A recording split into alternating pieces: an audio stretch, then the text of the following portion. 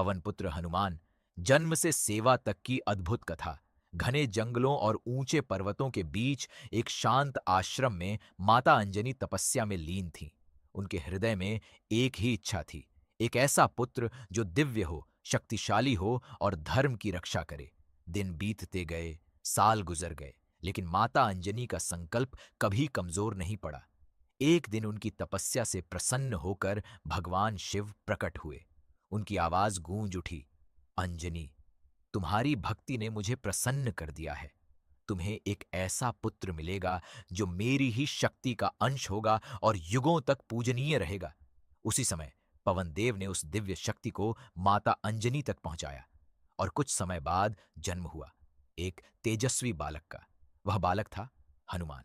हनुमान बचपन से ही असाधारण थे, ऊर्जा से भरे, निडर और बहुत चंचल। एक सुबह उन्होंने आसमान में उगते हुए लाल लाल सूरज को देखा। उन्हें लगा जैसे कोई मीठा फल आकाश में चमक रहा हो। वाह, कितना सुंदर फल है! ये सोचकर वे सीधा आसमान में उड़ पड़े।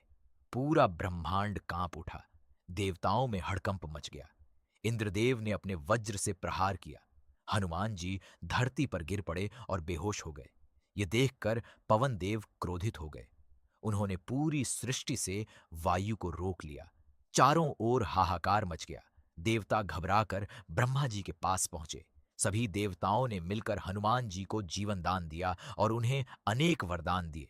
असीम बल, अद्भुत बुद्धि, किसी भी संकट से रक्षा की शक्ति, लेकिन उनकी शरारतों से परेशान आर्षियों ने उन्हें एक श्राप भी दिया।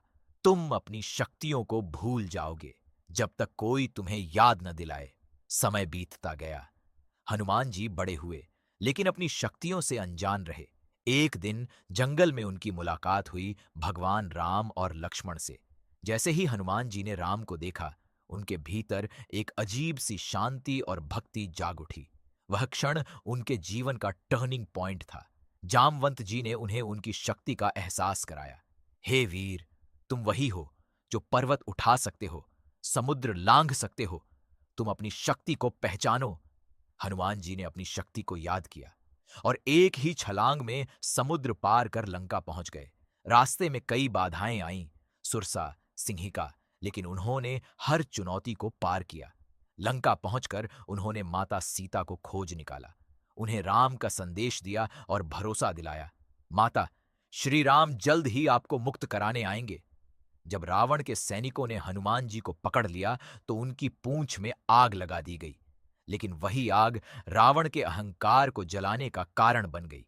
हनुमान जी ने पूरी लंका में आग लगा दी और यह संदेश दिया कि अधर्म कितना भी शक्तिशाली क्यों न हो, अंत में हारता ही है। हनुमान जी ने कभी अपनी शक्ति का घमंड नहीं किया। उन्होंने अपना पूरा जीवन भगवान राम की सेवा में समर्पित कर दिया। उनकी भक्ति इतनी सच्ची थी कि आज भी लोग मानते हैं, जहां राम का नाम होता है, वहां हनुमान जी जरूर होते हैं। सीख, सच्ची शक्ति वही है जो सेवा और भक्ति में लगे।